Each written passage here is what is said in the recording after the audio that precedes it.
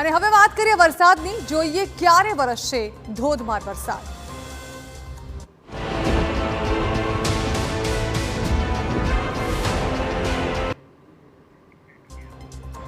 રાજ્યમાં છેલ્લા 24 કલાકમાં વરસાદનું જોર ખૂબ જ ઘટી ગયું છે।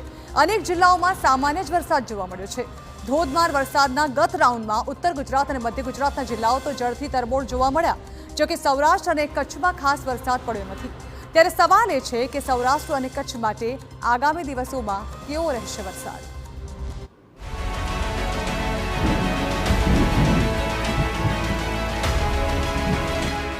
ભારે વરસાદને લાગી બ્રેક। હવે ક્યારે આવશે સારો વરસાદ?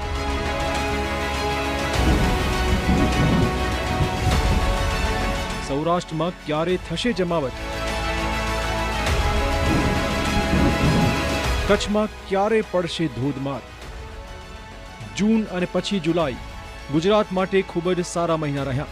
કચ્છથી માંડીને સૌરાષ્ટ્ર, દક્ષિણ ગુજરાતથી માંડીને મધ્ય ગુજરાત અને છેલ્લે ઉત્તર ગુજરાતમાં પણ મુશળધાર વરસાદ ખાબક્યો।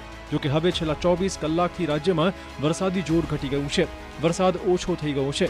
ત્યારે સવાલ એ વાતનો છે કે શું ઓગસ્ટમાં પણ આવશે ધોધમાર વરસાદ? હવામાન વિભાગે ઓગસ્ટ મુદ્દે શું કરી છે આગાહી?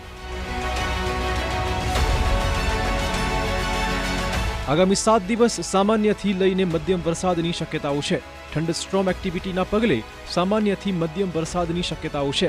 હવામાન વિભાગે આપેલી માહિતી પ્રમાણે રાજ્યમાં હાલ વરસાદી સિસ્ટમ તો સક્રિય છે, જો કે ધોધમાર વરસાદ લાવે તેવી કોઈ શક્યતાઓ નથી, જેના કારણે આગામી 7 દિવસ સુધી રાજ્યમાં ભારે નહીં પરંતુ માત્ર સામાન્ય વરસાદ જોવા મળશે। अगले 7 दिन मतलब 30 जुलाई से लेकर 5 अगस्त तक हल्का से मध्यम बारिश होने का संभावना है अनेक स्थानों में राज्यों में। और जो आज कोई भारी बरसात का वार्निंग नहीं दिया गया है, लेकिन अगले 2 दिन के लिए थंडरस्टॉर्म वार्निंग है 30 to 40 किलोमीटर विंड स्पीड के साथ। और हमारा हल्का से मध्यम बारिश का तो संभावना रहेगा।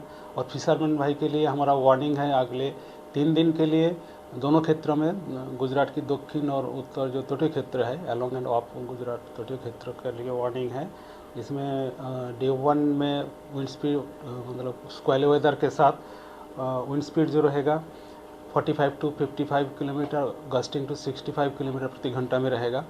और डे 2 मतलब 31 अगस्त से लेकर 31 जुलाई से लेकर 1 अगस्त तक विंड स्पीड थोड़ा कम होएगा, 40 से 50 किलोमीटर प्रति घंटा, 60 किलोमीटर प्रति घंटा में रहेगा। और 2 अगस्त साउथ गुजरात जो तटीय क्षेत्र है इसके लिए वार्निंग दिया गया है। આગાહીકાર પરેશ ગોસ્વામીનું પણ અનુમાન છે કે હવે વરસાદ થોડો વિરામ લેશે। 2 ઓગસ્ટ સુધી હાલ રાજ્યમાં ભારે વરસાદની શક્યતાઓ નથી। સૌરાષ્ટ્ર અને કચ્છમાં હાલ વરસાદની જરૂરિયાત છે, કારણ કે ગત દિવસોમાં સૌરાષ્ટ્ર અને કચ્છમાં જોઈએ તેવો વરસાદ પડ્યો નથી। જો આગામી દિવસોમાં પણ વરસાદ નહીં પડે તો ખેડૂતોને નુકસાન થવાનું છે। હમણાં નજીકના સમયમાં કોઈ વરસાદ પડે તેવી શક્યતાઓ નથી। આ સિસ્ટમ આવી, આ સિસ્ટમ પણ મજબૂત હતી, મધ્યપ્રદેશ સુધી ડિપ્રેશનના સ્વરૂપમાં આવીને ત્યાર પછી લો પ્રેશરના સ્વરૂપમાં આ સિસ્ટમે આપણા ગુજરાતની અંદર વરસાદના રૂપમાં અસર કરી। જો કે આ સિસ્ટમને કારણે રાજ્યના લગભગ 80% આસપાસના વિસ્તારની અંદર વરસાદ પણ વરસ્યા છે, જેમાં ઉત્તર ગુજરાત હોય, મધ્ય ગુજરાત હોય, દક્ષિણ ગુજરાતના અમુક વિસ્તાર છે, સૌરાષ્ટ્રના પણ અમુક જિલ્લાઓની અંદર આ સિસ્ટમને કારણે લાભ મળ્યો છે। જેમાં અમુક વિસ્તારમાં વાત કરવા જઈએ તો સુરેન્દ્રનગરના ઘણા બધા વિસ્તારો હોય, ભાવનગરના અમુક વિસ્તાર છે, બોટાદના વિસ્તારો હોય કે મોરબીના વિસ્તાર છે, બોટાદ આસપાસના ઘણા બધા વિસ્તારો એવા હતા, ગ્રામ્ય વિસ્તારો કે એની અંદર આ સિસ્ટમને કારણે લાભ મળ્યો હતો। જોકે બોટાદ, ભાવનગર કે સુરેન્દ્રનગર, મોરબીની અંદર સાર્વત્રિક તમામ ગ્રામ્ય વિસ્તારને લાભ નથી, પણ સીમિત અમુક ગામડાઓને લાભ મળ્યો છે। આ સિઝનમાં સરેરાશ કરતા વધુ વરસાદ પડ્યો છે। આંકડાની વાત કરીએ તો દેશમાં સામાન્ય કરતા 7% વધુ વરસાદ પડ્યો છે। ગુજરાતમાં સરેરાશ કરતા 35% વધુ વરસાદ નોંધાયો છે। રાજસ્થાનમાં સરેરાશ કરતા 92% વધારે વરસાદ પડ્યો છે। આ વર્ષે અત્યાર સુધીમાં રાજસ્થાન, લદ્દાખ, નાગાલેન્ડ, મણિપુર અને સિક્કિમમાં સૌથી વધુ વરસાદ પડ્યો છે। મધ્યપ્રદેશ, ગુજરાત, ઝારખંડમાં પણ સામાન્ય કરતા વધુ વરસાદ જ નોંધાયો છે। આ વર્ષ ભલે સરેરાશ કરતા વધુ વરસાદ પડ્યો હોય, પરંતુ તેમાં અસમાનતા પણ જોવા મળી છે। કેટલાક વિસ્તારોમાં 90%થી વધારે વરસાદ પડી ગયો છે, તો અરુણાચલ પ્રદેશ, દિલ્હી, બિહાર, મહારાષ્ટ્રમાં સરેરાશ કરતા વધુ વરસાદ નોંધાયો છે।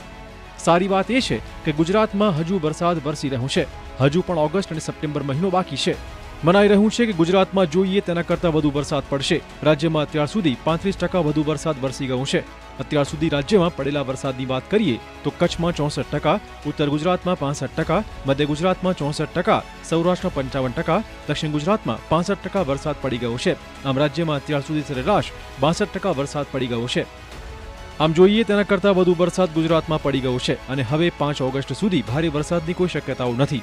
લાગી રહ્યું છે કે ધોધમાર વરસાદ માટે હજુ રાહ જોવાની છે. Bureau report TV9.